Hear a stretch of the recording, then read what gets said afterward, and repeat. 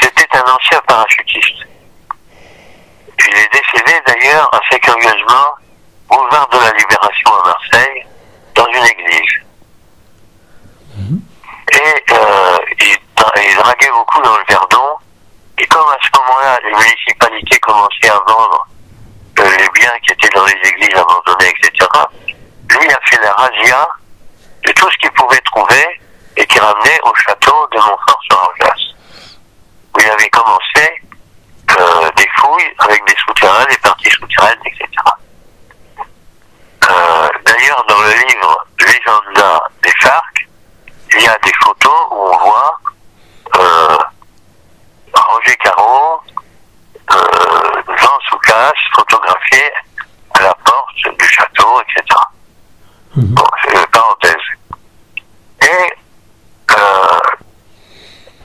il avait mis dans une énorme armoire, qui ne rentre plus dans aucune pièce maintenant, mais qui rentrait dans le château, en chaîne, il avait placé tous les objets qu'il avait craftés dans la chapelle, à droite, à gauche, etc. Et au cours d'une évocation qu'il faisait, dans une pièce voisine, la grande pièce où était l'armoire, le sol était en réflexion. Il y avait des carreaux hexagonaux, des comètes, et dessous, l'ancien liant qui était un plâtre blanc complètement décomposé. Or, ce qui s'est produit, c'est que d'un seul coup, ils ont entendu comme un vol d'oiseaux, comme un vent qui souffle, comme des bruitements absolument extraordinaires. Quand ils sont arrivés dans la pièce, c'était la salle des gardes, ils l'ont vu comme un nuage blanc. C'était la poussière du sol, et quand ils ont regardé l'armoire, elle était couverte de 54 empreintes de mains. Certaines étaient des mains qui faisaient 3 cm. D'autres étaient des mains qui faisaient 35 cm. D'autres des mains normales. On voyait parfaitement toutes les empreintes digitales avec une précision comme si c'était de la photographie. C'était la poudre blanche qui avait été collée sur la cire toute neuve de l'armoire.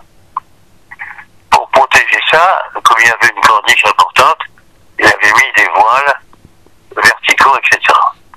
Et il y avait des quantités de manifestations qui plaisaient pas trop à Gérard. Alors un jour, il me téléphone, il dit, écoute, voilà, est-ce que tu peux venir me voir? Parce que il y a des trucs qui me plaisent pas dans ce truc-là. Je n'étais pas membre de son affaire du tout. Vous me connaissez parce que quelques mois auparavant, il y avait eu dans son château une réunion d'écrivains, ésotéristes. Et aussi de Jimmy Guyeux, qui écrivait des romans science-fiction. Exactement. Et moi, il m'avait demandé de venir, et j'étais venu avec Ivan Mosca, qui était le récipiendaire des Cohen en Italie. Alors donc, on voit ces choses-là, on regarde tout ça, d'abord avec les écrivains, et la nuit où on était resté quelques jours, la première nuit, on entendait des percussions absolument extraordinaires qui traversaient les murs, qui descendaient les escaliers, etc. Puis quand il m'a appelé, donc quelques mois après, il me dit, il y a trop de bruit là-dedans, je voudrais que ça... Je suis un peu inquiet, je maîtrise les trucs. Donc je suis venu, et j'ai fait ce qu'il fallait. Et puis, 15 jours après, il m'envoie une belle lettre en me disant qu'il me remercie de ce qu'on a fait, etc. Mais il comprend pas qu'il n'y ait plus du tout de manifestation et que ça lui manque. Bon, c'était un garçon d'une force particulière. Quand j'étais chez lui, comme ça, il dit, tiens, j'ai besoin de me ressourcer. On allait dans les gorges du Verdon, la nuit, et il disait, tu vois, là, il y a une marmite de géant. Et il montait sur un rocher à 10 mètres de haut, complètement nu, et il plongeait la nuit dans la marmite de géant. Et remontait à la force de bras. Bon, il n'y a pas beaucoup de gaillards qui sont capables de faire ça, quoi. Et donc, Gérard faisait chose. Et puis après, bon, ben, compte tenu, tu vois bien, des activités que j'avais, j'étais pas disponible. C'était mon casse-côte, bon, le gagne-pain, le gagne-vie étant ailleurs. Donc, après son décès, quoi, voilà. J'ai rencontré par la suite plusieurs personnes de sa famille aussi, qui sont restés en contact avec moi jusqu'à il y a 1 ou 2 ans. Encore de la parenté, quoi, voilà. Alors, les héritières du château de Montfort sont sa femme, si elle est encore vivante, maintenant, je sais pas, et une cousine à lui qui habite Orange, la ville d'Orange. Donc voilà un peu les tenants et les aboutissants de cette affaire-là.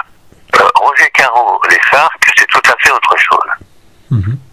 Roger Caro explique dans le dictionnaire de philosophie alchimique, il explique comment ça a été trouvé.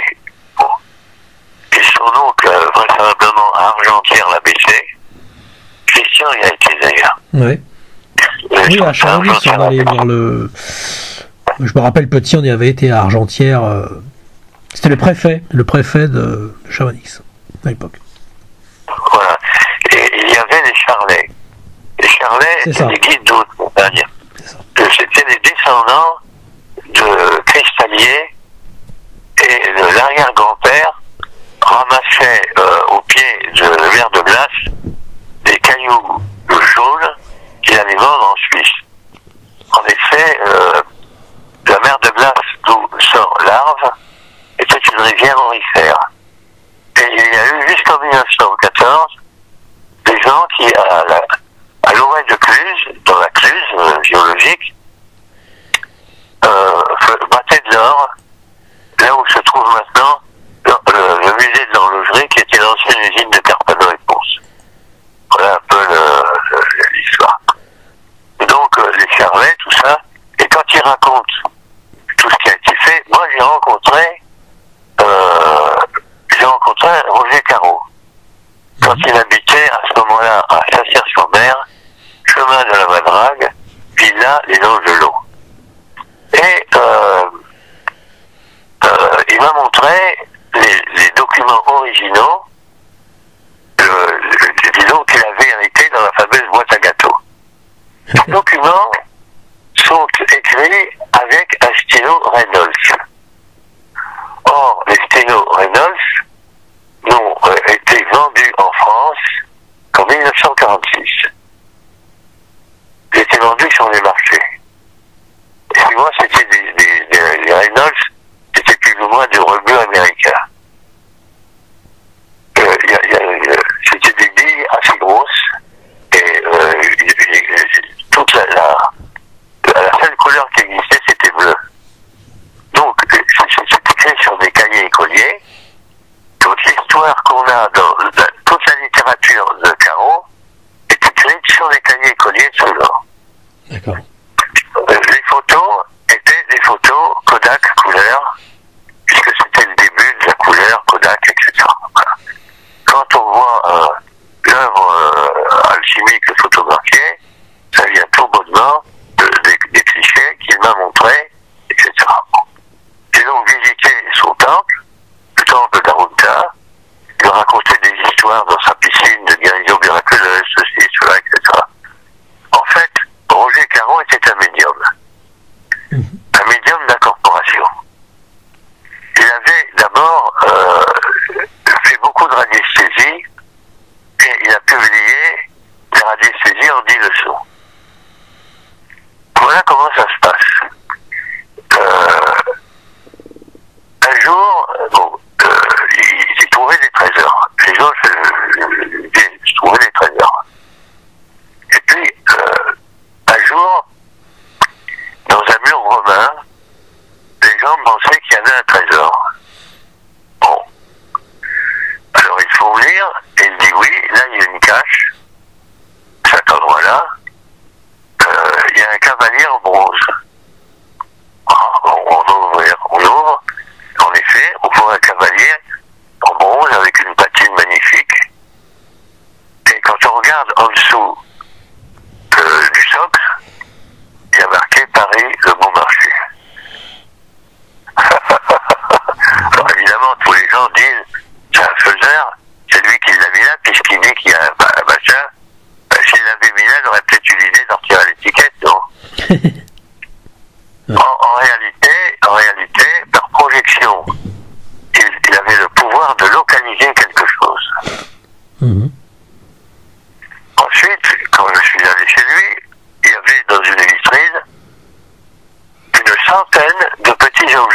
extrêmes orientaux. Des petites tortues, des petits éléphants, gros comme la phalangette du petit doigt, c'est plus minuscule, quoi. Des petits disques pi, des petits carrés tsung, enfin des objets comme ça, de jade de toutes ces couleurs. Alors, je dis, mais c'est extraordinaire, vous faites une collection, etc. Oh, non, pas du tout. Je vais vous dire comment ça se passe. J'avais 2 filles. Il y avait eu un fils, il y avait 2 filles. Je pense que c'était un mariage. Je n'en ai jamais parlé.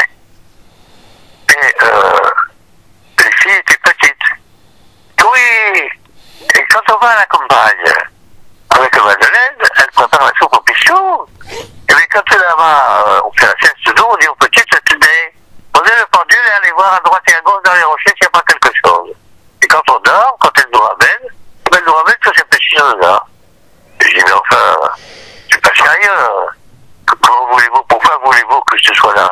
Et mais sûrement que pendant la guerre, les gens ne voulaient pas que les Allemands le prennent, ils l'ont cassé là. Et je dis, oui, pourquoi ils ne sont pas venus le recharger? Et peut-être qu'ils sont morts. Bon, ça n'a aucun sens. Bon, alors, le fait qu'il y avait ces phénomènes que les gens n'arrivaient pas à comprendre ou à expliquer, dans l'étang de Tavel, c'est à côté d'Avignon, il y a d'ailleurs des rosés qui sont cultivés là-dedans. Un jour, puisqu'il était accusé de falsification, il dit voilà, on va aller dans un endroit où il y a des broussailles qui ont 100 ans. Là, on ne pourra pas dire que j'ai cassé quelque chose. Les sapeurs-pompiers étaient présents, les maires de 3 communes et la gendarmerie, avec des détecteurs de métaux, des poêles à frire. Bon. Donc, on abat les arbres, sur, disons, 300-400 mètres carrés. Bon, la journée était occupée à ça. Hein. Et on passe les détecteurs, il n'y a rien. Mais d'ici, il y a quelque chose. Et lui, avec son pendule, il commence à décrire les pièces qui vont se trouver à tel et tel endroit. On repasse le détecteur sonne. Tiens, avant, il ne savait pas, maintenant, il sonne. Et qui c'est qui est passé entre-temps? Roger Caro. Donc, alors, il disait que ça lui fatiguait énormément le cœur. Et qu'il avait arrêté de faire la radiesthésie parce qu'il craignait une crise cardiaque. Bon. Quand je l'ai connu, alors, il avait déjà écrit le dictionnaire de philosophie alchimique. Et il voulait écrire concordance. Or, il lui manquait un ouvrage alchimique ancien, le Trévisan. Et il cherchait le Trévisan, là, je vais vous voir le Trévisan. Et d'un seul coup, Madeleine était en train de préparer la soupe au pistou dans la cuisine. Elle avait mis la grande marmite sur la table, et d'un seul coup, pas de trac, comme un coup de tonnerre au plafond. Et qu'est-ce qui tombe dans la marmite, heureusement qu'il n'y avait pas la soupe au pistou? Et c'était le Trévisan. Bon, quand je l'ai connu, il était gros. Après bon, on est resté en relation pendant des années, mais après il était devenu podagre. Il ne pouvait plus se déplacer, il était dans un siège, il était énorme. Il arrive souvent à des médiums de fixer énormément de l'eau, il y a une rétention totale qui se produit, et on ne peut pas les traiter, c'est comme si c'était fini. Il est mort podagre, paralysé. Bon, ces filles, je les ai retrouvées après. Elles étaient dans la région de La Rochelle, mariées à des médecins, etc. On n'y a plus de suite. Et ces dernières années, il y a 3 ans, qu'est-ce que je reçois un coup de fil? Daniel Caro, qui était tout à fait hostile à tout ce que faisait son père, et qui a repris la succession des FARC. Mais je ne sais pas si son église templière dure toujours. Bon, il est vraisemblablement, vu qu'il y a des personnes qui ont dû continuer à faire fonctionner cette structure, quoi, c'est tout. Donc voilà un peu l'histoire de Roger Caro. Alors il m'avait délivré un beau diplôme de conseiller. Comme conseiller, ben, évidemment, parce que je lui ai envoyé une trentaine de clients, parce qu'il m'a dit, voilà, je suis seul, nous sommes 3, il y a un ingénieur des mines qui est à Paris, et d'autres, etc. Et ce serait bien si on pouvait remeubler.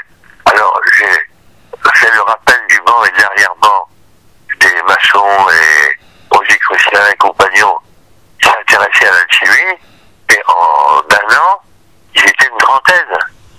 Alors évidemment, il considérait que j'étais un bon conseiller, quoi. Bon. Voilà. À l'époque, il y avait aussi l'alchimiste Eugène Cancelier qui venait. Ah. Oui, Cancelier était encore de ce monde. Ouais. Et il y avait c'est un ami de longue date qui était en relation avec lui. Et avec aussi d'autres personnages qui étaient bardés de diplômes, mais qui faisaient veilleurs de nuit, parce qu'ils pouvaient travailler sans être emmerdés toute la nuit, quoi. Ils enlevaient le jour, et comme ça, ils se faisaient plaisir, quoi. Ouais. Séguré s'appelait. Enfin, alors, ce garçon est encore vivant. Il était assez en mauvais point le mois dernier. C'est François Trojani, Trojani, qui habite à Saint-Cyr-sur-Mer. Non, pas à Saint-Cyr, non. Pas lui, non. Lui habite à La Seine-sur-Mer. Et à Saint-Cyr-sur-Mer, un jour, un des membres de la structure qui était partonnée depuis Auton-la-Main, qui s'appelait Serrière, s'est présenté. Il a sonné à la villa. Il y avait plein de jeunes gens là-dedans. Des filles, des garçons. Et il sonne. Alors, la jeune s'amène. Serrière dit, veuillez m'excuser, j'ai connu les anciens propriétaires, mais peut-être que ça ne vous dira rien. Monsieur Caron, si. Et qui êtes-vous, monsieur? Je suis Alain Serrière. Et le type s'exclame. Oh, venez vite, Alain Serrière est à la porte. Il est cité dans la légenda. Il connaissait tout ce que Caron avait écrit par cœur. Ouais. Parce que Saint-Cyr-sur-Mer, c'était le lieu des Rose-Croix de Caro, en fait. Ça. Oui, voilà. Les frères aînés de Rose-Croix. Voilà. Avec Pierre Phébus et compagnie, voilà. Ouais. Tout ça, voilà.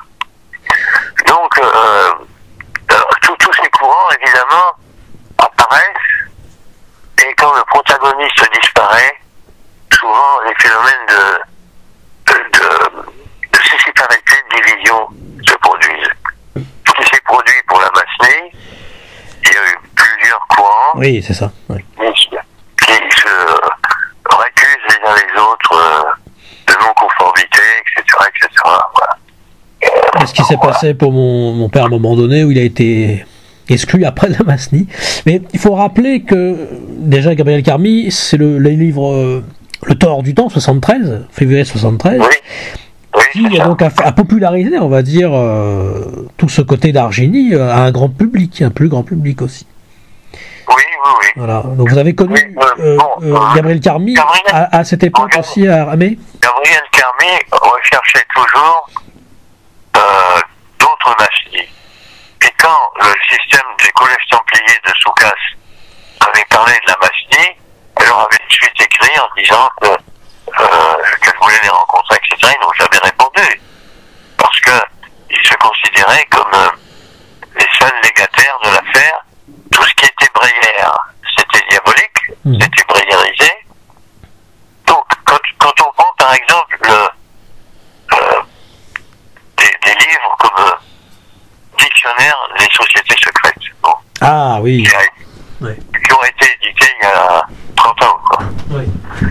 35 ans, ou 40 ans. Je l'ai, quand on regarde ce livre-là, il y a plein de structures où il y a ordre ceci, ordre cela, etc. Oui. Tout ça, ce sont des membres qui, tôt ou tard, ou d'une manière ou d'une autre, ont appartenu à l'histoire et tradition et à l'affaire de Bruyère. Voilà. C'était sous la direction de Pauwels d'ailleurs, ce dictionnaire. Et il y avait beaucoup de monde, Robert Amadou, Ambelin, Jean-Pierre Bayard, Jean-Claude Frère. Oui, mais ça c'est un autre texte.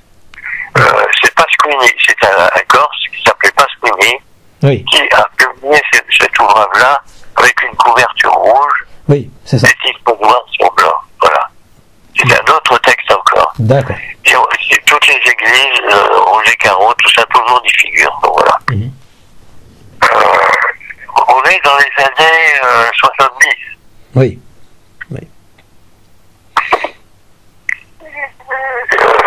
Enfin, il y a plusieurs courants de ce style. Voilà. effectivement. C'est souvent les histoires des Hauts-Templiers. Bon, il avait été écrit à un moment donné que les associations religieusement en France, dans lequel le mot temple, templier, templarisme, etc., était presque au nombre de 365, autant qu'il y a de fromage. Ah oui, il y a eu énormément d'ordres templiers. Ça apparaît, ça disparaît. Alors, par exemple, prenons le cas du Donjon de Coury. Bon. Tant qu'il y a eu des réunions et de l'entretien, ça va. Après, les protagonistes disparaissent physiquement, il n'y a plus de succession, et à un moment donné, l'histoire et la tradition a cédé à une association qui avait un siège à Strasbourg, qui s'appelait Bernard de Clairvaux. L'association des amis de Bernard de Clairvaux. Les membres étaient, les plus jeunes avaient 75 ans. D'accord. Ouais. Dans les adultes. Ouais. Et les plus jeunes avaient entre 15 et 18 ans. D'accord. Entre-temps, il n'y avait rien. Bon. Ce qui fait qu'ils ont eu pour un franc symbolique le machin, ils s'en ont jamais servi, ça a été abandonné. Et c'est Vincent Plan qui a sauvé le monument, si on peut dire, en s'arrangeant pour que l'association de Strasbourg cède à la municipalité pour un franc symbolique de donjon. La municipalité, quand il n'y avait pas de Covid et tout ça, faisait des expositions historiques, des choses comme ça. Il avait mis il y a une législation, il faut qu'il y ait un centre d'accueil, il faut qu'il y ait des toilettes. C'était fait à côté, quoi, voilà. De toute façon, on peut toujours voir le donjon de l'extérieur. Il n'y a pas de problème. La visite intérieure, c'est zéro. Enfin, c'est pas. Et il y a vraisemblablement une suspicion de la part de la municipalité, parce que ça avait toujours été mystérieux, les allées et venues nocturnes qui se passaient là-dedans. C'est sûr. Et une fois, j'avais, d'une manière manuscrite, il y a 3 ans, j'avais envoyé des notes manuscrites concernant l'histoire de donjon.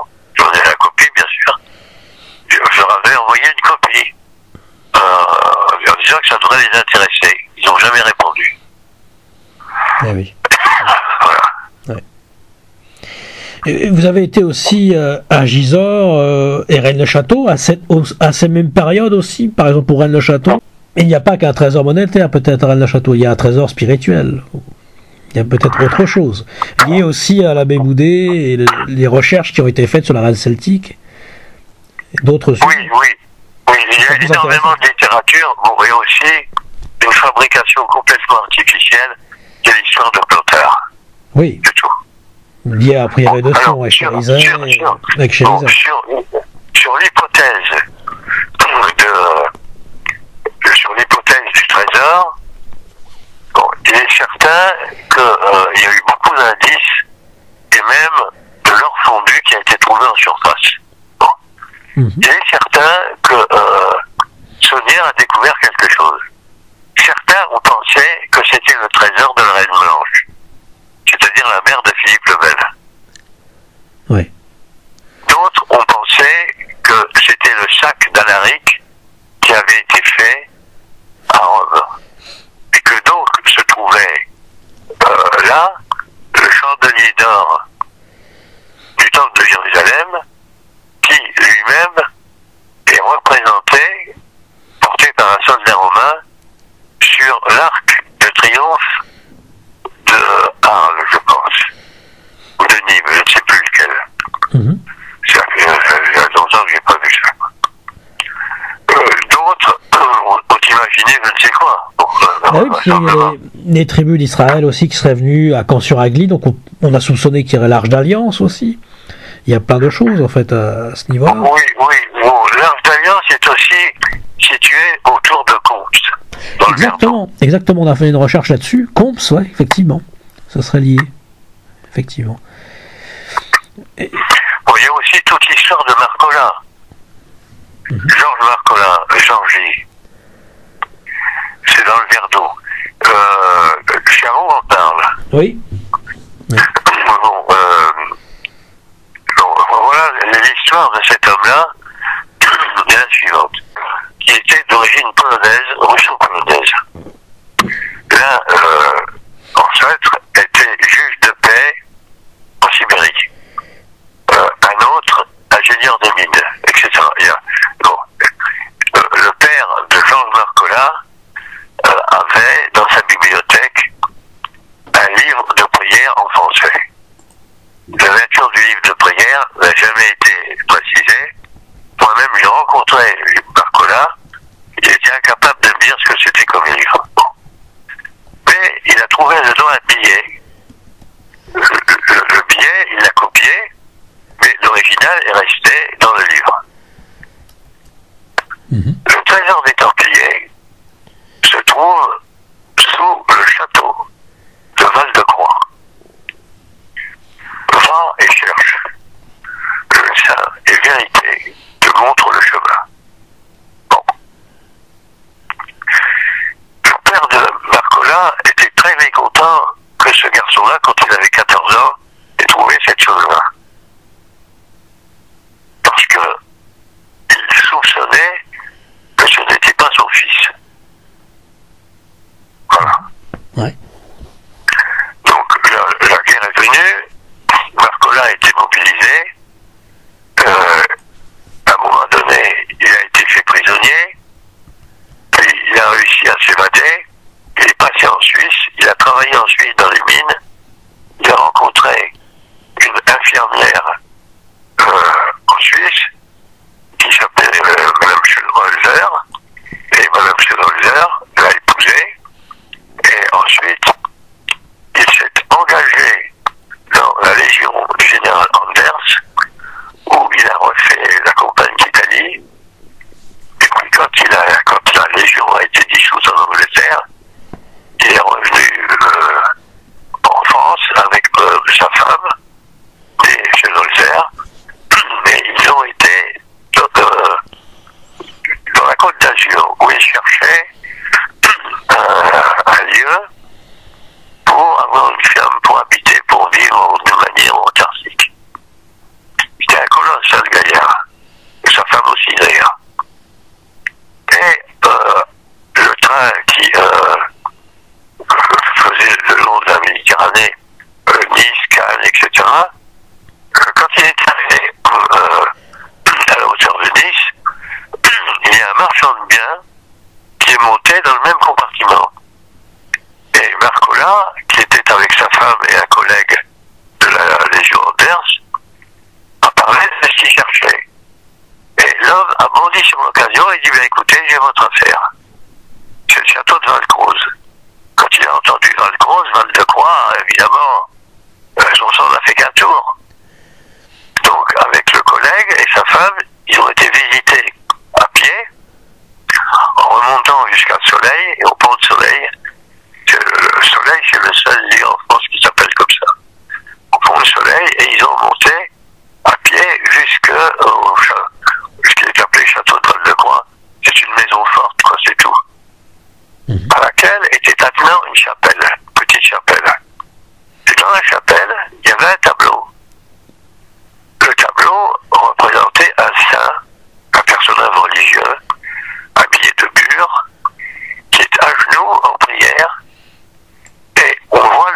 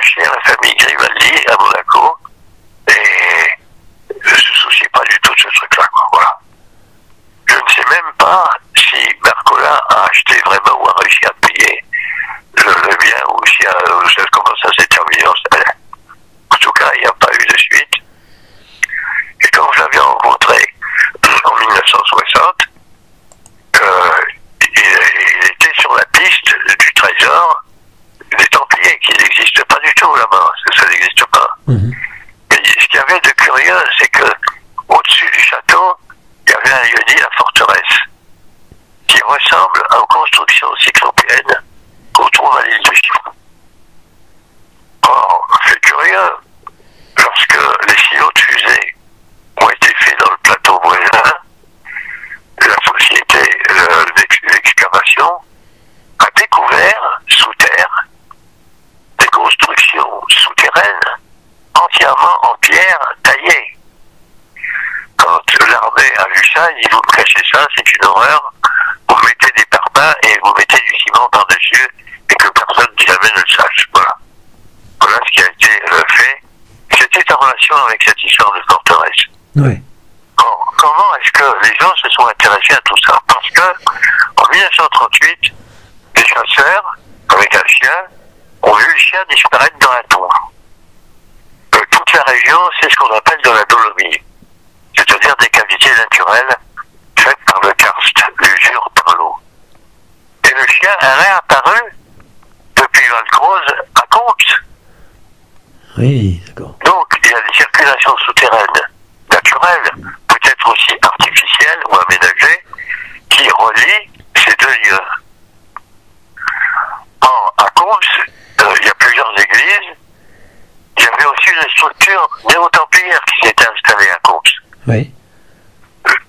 Enfin, tout ça, c'est un méli-mélo mélangera, etc. Absolument, oui.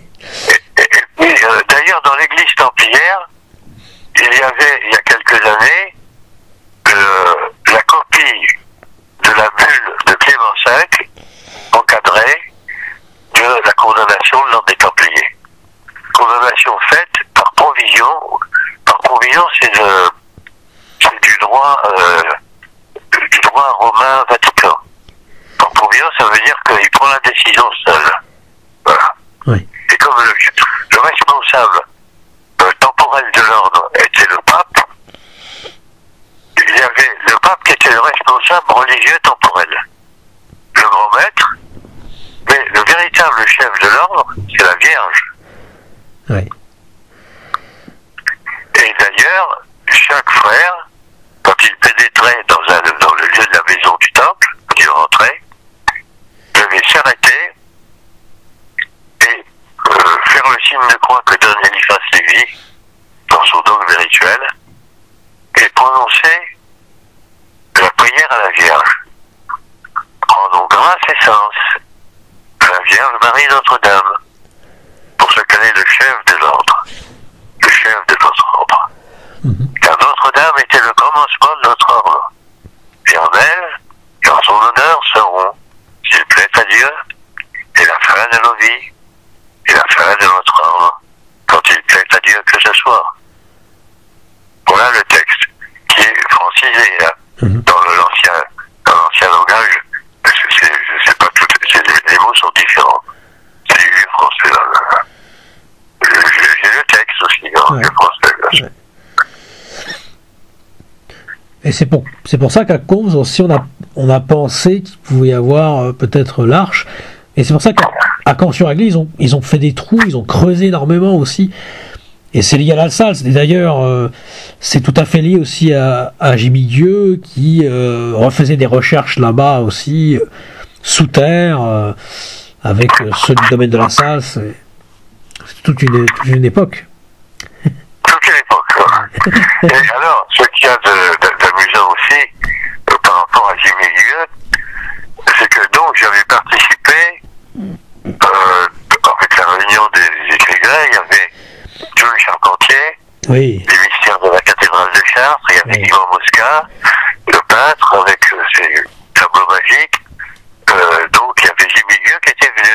Oui. Et dans la cuisine, au petit déjeuner, je lui avais donné plein d'idées que j'ai retrouvées dans ses romans par la suite. Ah, d'accord. Ah ouais, Jimmy Dieu était membre d'une loge maçonnique à Marseille. Et puis j'ai plus de nouvelles de lui. Et il y a à peu près 30 ans, je recherchais un ouvrier atelier pour faire des cheminées maçons, etc. Et je suis allé dans le Vendômois à un petit village qui s'appelait Lunay. Et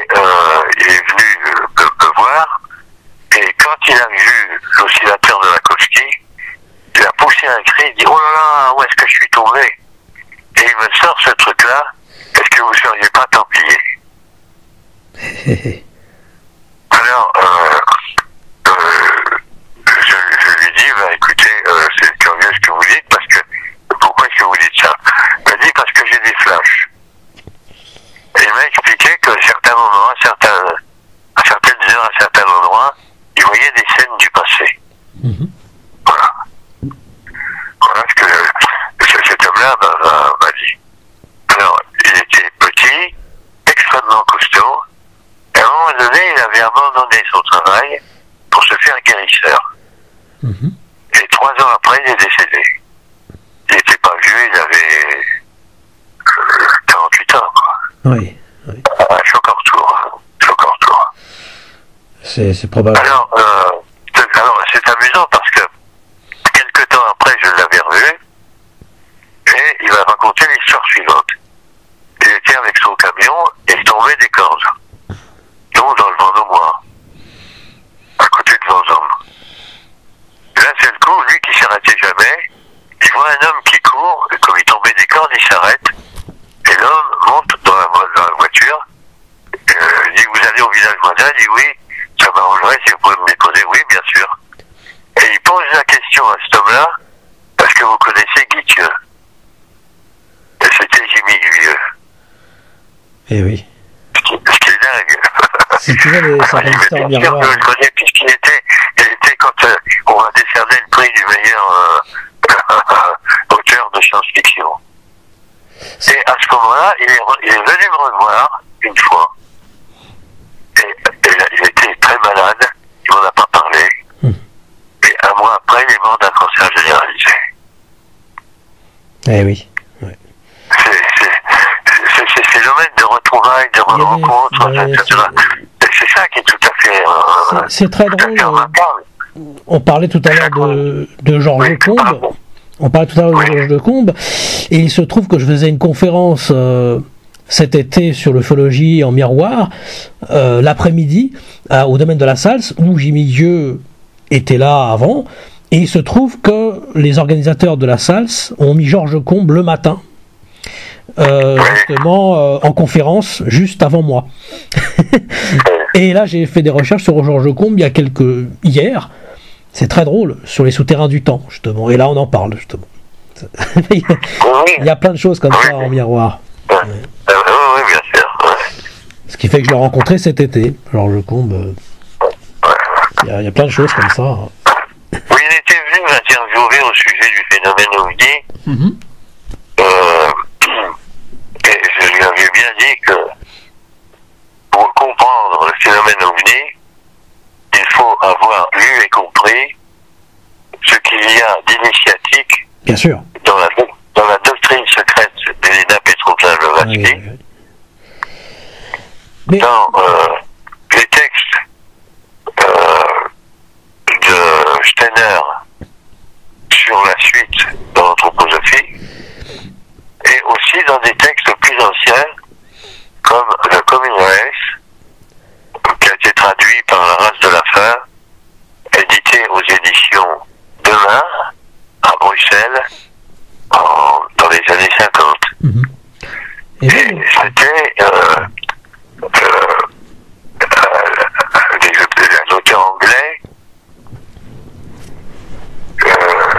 qui parlait en quelque sorte de la Terre creuse. Oui. Voilà. Oui. Alors j'ai aussi, j'ai pas assisté, mais j'ai regardé des congrès où il y avait plein de gens qui essayaient de comprendre le phénomène OVNI. C'était la foire d'Empagne. Ah oui, c'est sûr. Il y avait ceux qui pensaient ci, ceux qui pensaient ça, ceci, cela. Il y en a, mais c'est de la pure psychologie, ça n'existe pas, c'est mental, ceci, ça, etc.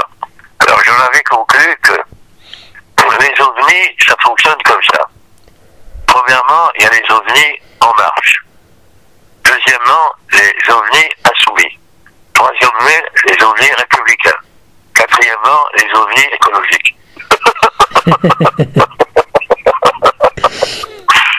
J'avais terminé mon exposé avec Georges sous cette forme-là, il se marrait, quoi. Mais Alors, peut-être. il y a un auteur qui est très très intéressant, c'est Daniel Arendt. Oui, effectivement, on en a parlé précédemment. Ouais. Ouais, Achard de Zéraën, Daniel Arendt, Oui. qui lui fait intervenir le petit peuple. Voilà. Voilà. On revient à Robert Kirk, hein, La République mystérieuse, le premier à avoir parlé finalement des elfes, des fées, et même on peut revenir à Agobard, hein, l'évêque Agobard qui évoquait la Magonie. Donc, d'où s'est inspiré Jacques Vallée, Passeporto Magonia en 69. Et puis Jacques Vallée a bien compris le phénomène ovni très jeune en fait, parce que aussi c'est un initié au Rose-Croix, donc il avait compris, faisant partie du collège invisible. Donc Jacques Vallée a compris beaucoup de choses. Je suis tenant de Jacques Vallée, de Éric Zourcher aussi, qui ont compris beaucoup de choses par rapport au phénomène et très tôt en fait. Alors évidemment le phénomène, alors si on voit qui sont les Asuras, si on voit quelle est la première guerre de l'espace, Blavatsky, si on regarde quels sont les pitris, les êtres lunaires, les pitris solaires, oui. Et qu'on regarde ce qu'en disent à la fois Blavatsky et Steiner, là on comprend de quoi il retourne. Par ailleurs, Steiner a écrit l'ouvrage La légende du temple et l'essence de la franc-maçonnerie. Dedans, il y a toute l'explication du fondement de l'initiation. Et aussi, il décrit que dans le futur, donc il a écrit ça en 1904, dans le futur, notre époque, peu de gens, mais des gens qui auront le pouvoir, auront de plus en plus d'influence sur des masses de plus en plus considérables de personnes. Et ces gens seront créés au travers de ces personnes des crises économiques, des crises alimentaires, des crises de pouvoir, des crises politiques. C'est tout à fait ce qui se passe. Ouais. En ce moment. En 2026, au mois de septembre, se trouve être à peu près assuré l'incarnation, entre guillemets, du diamond solaire Sorat. Sorat, c'est Sabesh, Tau, donc 600, puis 60, puis 6. C'est pourquoi Piob dit que le chiffre à comprendre est tellement bête. comme nombre de la bête. Voilà. Une langue de l'oiseau. Alors, ça ne veut pas dire que c'est l'incarnation sur une personne. En fait, c'est la suggestion mentale du responsable qui sont les marionnettes de cette force parce que les positions planétaires sont favorables en ce moment. Depuis janvier 2019, au moment même où en Capricorne se sont trouvés Pluton, Saturne. Or, cette configuration ne s'était pas produite depuis l'époque de Maximilien Ier. Qu'est-ce qui se passe sous Maximilien Ier en Europe? C'est la réforme. Les textes de la réforme, qui normalement ne devaient pas être publiés, ont été affichés à la porte d'une église et ont fait tout ce qui est produit dans le protestantisme. À la même époque, qu'est-ce qui se passe au Yucatan? Il y a l'arrivée de Cortés et la destruction totale de toute la civilisation amérindienne. Oui. Dont l'Amérique du Sud ne s'est jamais bien sortie et dont les guerres de religion en Europe n'ont rien avancé.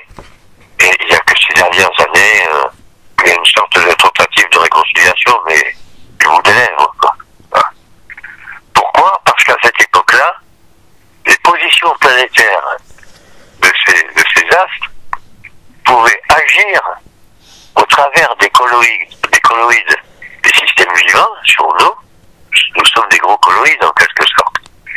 Et que l'irrigation du cerveau sera favorisée par l'induction de pensée. Voilà un peu comment fonctionne le système des pitris, des asuras, etc. Voilà. Daniel Arendt publiera bientôt, dans quelques mois, ou quelques semaines Mhm. Un nouveau document de 300 et quelques pages, touchant d'une manière contemporaine les phénomènes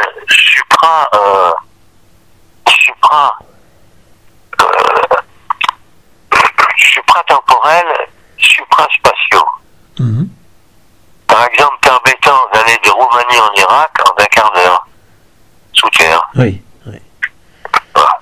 Ben, il s'agit de la même chose pour l'oscillateur, justement, où le temps se raccourcit, parfois d'un moment à un autre, où on a l'oscillateur. Oui, oui. Oh, l'homme. Enfin, votre oscillateur. Oui, oui. justement. Oui, oui. Ça agit de la même façon sur le temps.